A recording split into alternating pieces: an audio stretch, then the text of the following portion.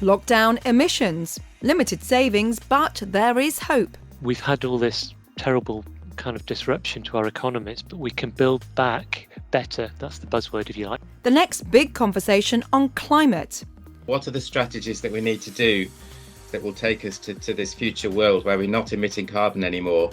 And the pleasure and pain of late snowfalls.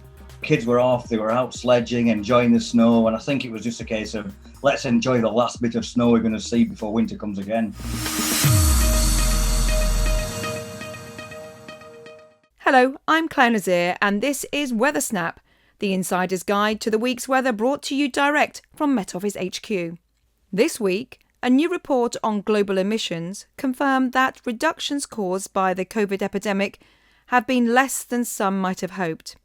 Despite this, there are some grounds for optimism. Here's lead author of the report, Met Office climate scientist Dr. Chris Jones. What we've done here is we've assembled quite a big community across the climate research landscape to see if everybody gets the same answer when they do the same experiments with their models. So what was new here, we had 12 different groups around the world running their climate models at very short notice. We brought all of this together in about 6 months. What quite often happens when you do these experiments with our climate models, you get an answer, it tells you what's going to happen and so on. But when somebody else does the same experiment with a different model, they sometimes get different answers. So you need to build up a consensus so that you understand what's a robust finding or what's maybe, still very uncertain. What did you conclude?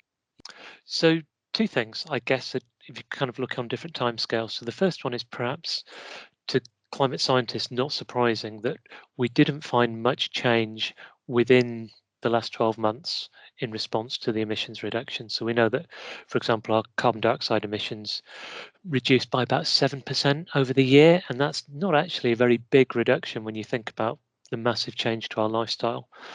So in terms of what we saw for a single year, we haven't had an impact on the climate. But I think more importantly, this kind of puts us on a really sort of optimistic footing that we know that we have to repeat these emissions reductions going forward, but we don't want to do it in a way that's destructive to our economies. But now we've experienced what it's like to do more video calling, less traveling to conferences.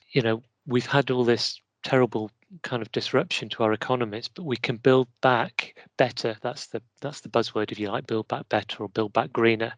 So we can use this as an opportunity now, we're at a crossroads, if you like, to actually put stuff back in place that's better than we had before in all sorts of ways. It's better for our lifestyles, it's better for our economies, and in the long run, it's better for the climate. So it's kind of a real opportunity now that we can set sail on a more sustainable future. Dr. Chris Jones talking to me earlier.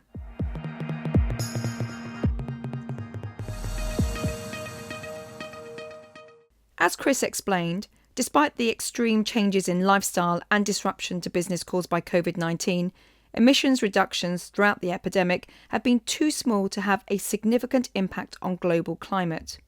So how can scientists, governments and individuals understand and tackle climate change? These will be key talking points in an online climate science conference being hosted by the Met Office next week. To find out more, I spoke to Met Office climate scientist and conference science lead, Professor Peter Stott. The theme of the conference is all about how we develop science for the resilient future that we all want to have as we tackle climate change and go to this net zero world in which we have net zero emissions of carbon. We've got a range of different themes looking at that in detail. We've got a whole range of different panelists. We're very pleased that we've got the president of COP, Alok Sharma, who's going to present to us. And also we've got the government chief scientist. Also, we've got a hub in South Africa as well. It's going to be very interesting to hear that perspective from the global south as well. Tell us about some of the themes. Give us some headlines.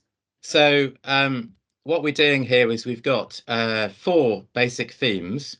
One of them is looking at the risks from extreme weather events under climate change, both now and in the future. One of them is looking at what we're calling high impact, low likelihood outcomes of climate change. And if you think about things like the Antarctic ice sheet, for example, which we know is very vulnerable to climate change and which could reach a tipping point in which a large chunk of it could melt and lead to sea level rise. That's an example of the sort of thing we're looking at there. We've also got a theme looking at how we get to this net zero world. So what are the strategies that we need to do to take us there, the pathways that will take us to this future world where we're not emitting carbon anymore. And then the fourth one is about how we develop resilience and also how we think about co-benefits. So, for example, if you think about air pollution or you think about health, there are lots of ways in which we can tackle those issues at the same time as tackling climate change. So we call those co-benefits. So, for example, if we find new low carbon ways of traveling around, some of those will be better for our health because they'll involve walking or cycling, for example. Peter, how important is it for this gathering, this community of climate scientists to come together and also engaging with policymakers? I mean, the last year or so, there's been an increasing focus, I would say, in the media, particularly about climate change, notwithstanding the fact, of course, we've been going through the COVID pandemic, which incidentally, I think has shown everybody really the big changes that potentially need to be made when faced with such a global challenge. And the climate crisis is of course, a huge global challenge that we're very, very clear in terms of the science and also in terms of the governments. Most of the governments in the world are also very clear that this needs to be tackled urgently.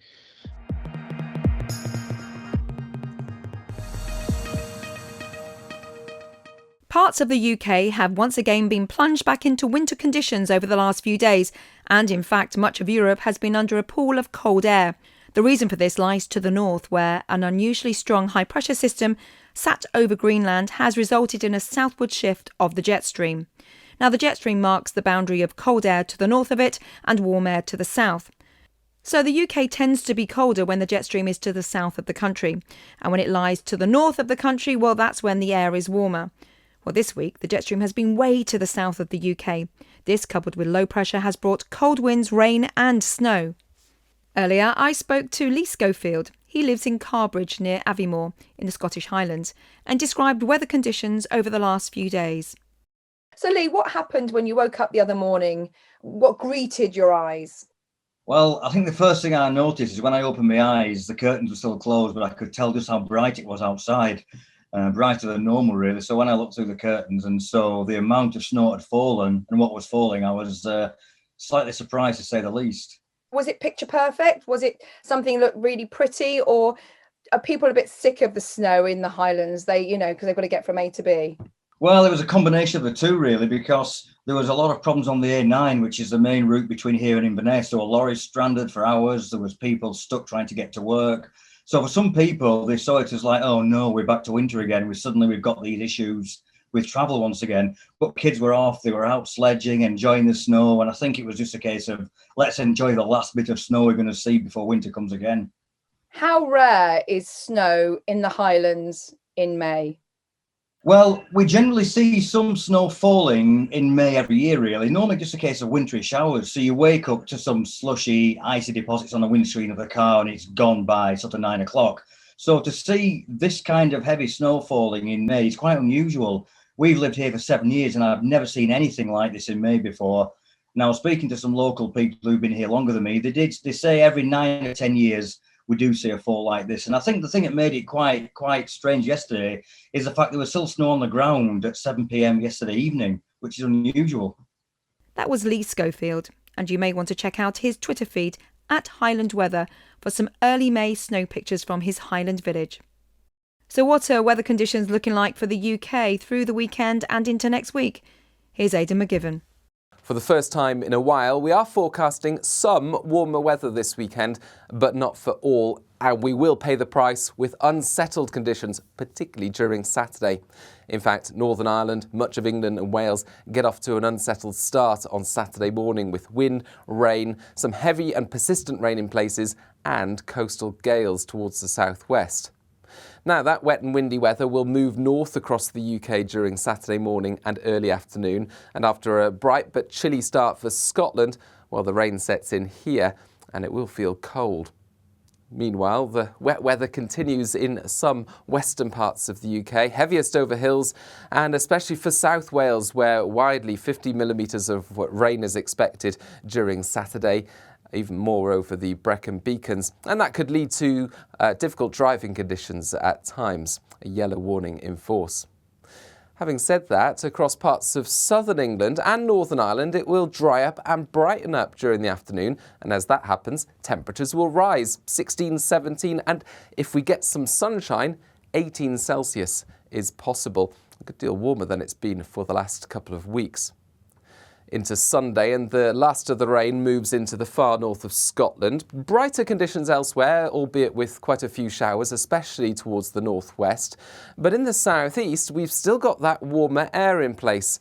And with a bit of sunshine on Sunday, well, temperatures could reach 20 or 21 Celsius.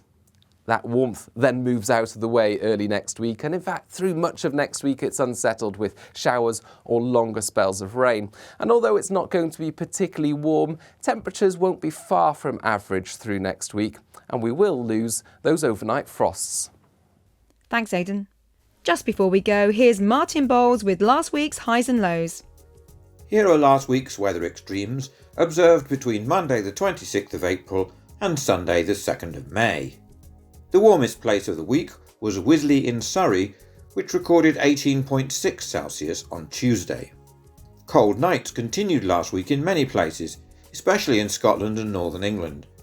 Our lowest measured air temperature was minus 5.8 Celsius at Shap in Cumbria in the early hours of Saturday morning. As we move through spring, the days are getting longer.